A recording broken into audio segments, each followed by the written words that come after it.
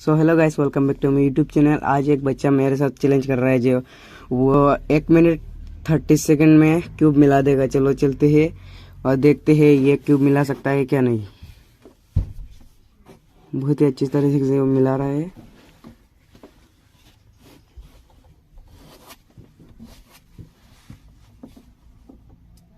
बच्चा का एज है 10।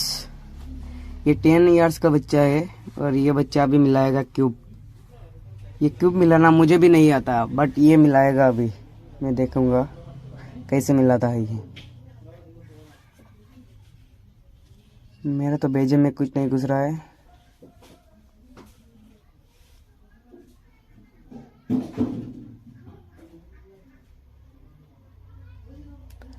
देख सकते हो अच्छे तरह से मिल रहा है। मिल रहा है। शायद मिला देगा,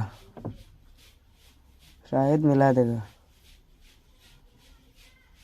अरे भाई, इसने तो सचमुच मिला दिया। देख सकते हो।